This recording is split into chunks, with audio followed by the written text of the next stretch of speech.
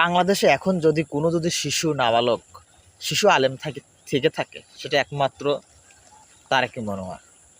কারণ উনি কখন কোন কথা বলে, কখনো রকেটে চাঁদে যায়, কখনো চাঁদ থেকে মঙ্গল গ্রহে যায়, কখনো অক্সফোর্ড বিশ্ববিদ্যালয়ের শিক্ষকতা টিচার, বা কখনো ডোনাল্ড ট্রাম্পের সাথে সাক্ষাৎ করার জন্য ওয়েটিং লিস্টই থাকে।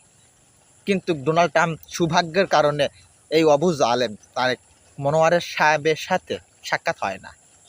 তো উনি একজন শিশু নাবালক হলেও মাঝে মধ্যে উনি যেসব শাকসবজি তরুলতা যদি সেবন নাও করে থাকে, সে সেবন করার পরে যে কথাবার্তা মুখ দিয়ে বের হয়, তারেক মনোয়ারের মুখ দিয়ে মাঝে মধ্যে ওরকম কিছু কথা বের হয়। ঠিক আছে, এখন বলবেন ভাই আপনি এসব কথা কেন বলতেছেন? আমি এসব কথা কেন বলবো ভাই? আমি তো মাথায় টুপি পরি না ভাই। এখন আমাকে যদি কেউ যদি একজন টুপি পরা দেয়, কি এটা সওয়াবের কাজ না? এটা ভালো কাজ না? এটা নেককার কাজ না? একজন আলেম, একজন মানুষের মাথায় যদি টুপি পরা দেয়, এটা তো ভালো কাজ। কিন্তু এই অবুঝ আলেম তারেক মনোয়ার সাহেব বোঝে না। এটা আসলে বুঝবে কেমনে? তারা তো একটা দলের পার্সেস, একটা দলের একটা এজেন্টের হয়ে তারা কথাবার্তা বলে। জামাতের বিপক্ষে তাদের কথা কখনোই বলবে না, জামাতের পক্ষে সবসময় তারা কথা বলবে। অথচ এই বাংলাদেশে যখন মন্দির পাহারা দিল এই জামাতের এই প্রোডাক্টগুলো, ঠিক আছে, তখন কিন্তু কোনো কথা ছিল না। অথচ মসজিদ মাজারও কিন্তু হামলা, তাদের কোনো প্রতিবাদ ছিল না। পশ্চিমবাংলা ভারতের মুসলমানদের উপর কত নির্যাতন জুলুম, নামাজগত অবস্থা তাদেরকে কীরকম করলো পশ্চিমবাংলার এই মোদি। অথচ জামাতের এই কোনো আলেমের মুখে কোনো কথা নেই।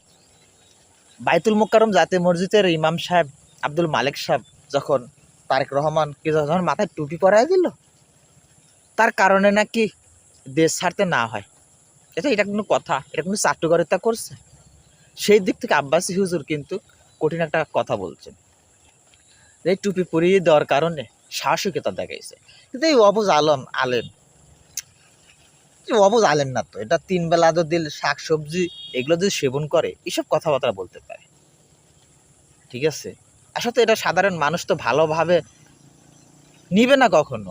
কারণ উনি যখন এই পোস্টটা দিছে, লেখাটা দিছে, তখন 70% মানুষ কি বলছে, 2% মানুষ কি বলছে, 1% লোক কি তার পক্ষে ছিল, সেটা কিন্তু সে ভালো করেই জানে। জানার পরেও কিন্তু সাইলেন্ট থাকবে কেন?